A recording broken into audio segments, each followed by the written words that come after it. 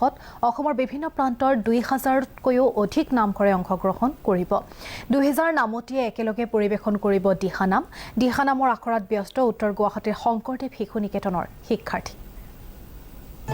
উত্তৰ গুৱাহাটীত নামঘৰ সমাৰোহৰ বিশাল আয়োজন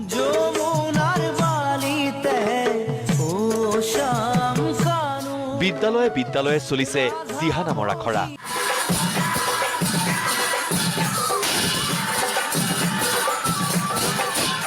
শিশুৰ পৰা জ্যেষ্ঠজনলৈ পাৰ ভঙা উচা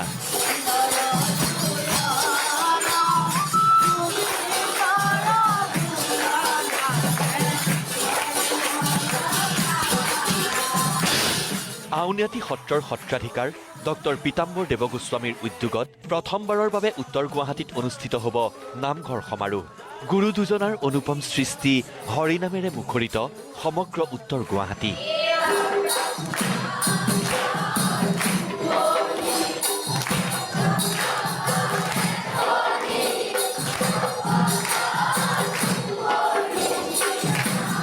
বিদ্যালয়ে বিদ্যালয়ে চলিছে দিহানামৰ আখৰা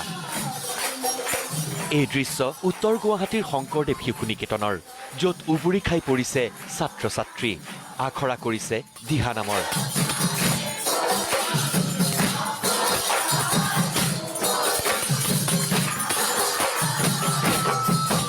নামঘৰ সমাৰোহত ২০০০ শিশু নামতীয়ে একেলগে পৰিৱেশন কৰিব দিহানাম বাজিব ২০০০ নাগাৰা ২০০০ খোলতাল আৰু নামঘৰ সমাৰোহৰ লগত সংগতি ৰাখি প্ৰভু ঈশ্বৰ শ্ৰী শ্ৰী পীতাম্বৰ দেৱগোস্বামীৰ মাৰ্গদৰ্শনত শিশুসকলৰ আধ্যাত্মিকতাৰ যি এক পৰিৱেশ সমগ্ৰ অসমতে গঢ়ি তুলিবলৈ তেখেতে এক মহান প্ৰয়াস আগবঢ়াইছে আৰু সেই মৰ্মে দিহানাম আমাৰ শিশুসকলৰ বিশেষকৈ ছাত্ৰসকলক আমি আখৰা কৰি আছোঁ এমাহজুৰি আৰু ২০০০ শিশুৱে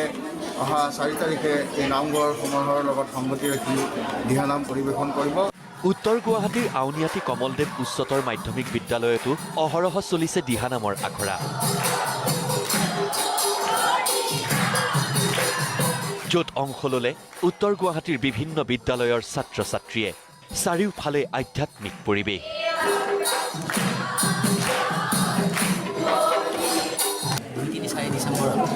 আউনীআটী সত্ৰত হ'বলগীয়া নামঘৰ সমাৰোহত ছাত্ৰসকলে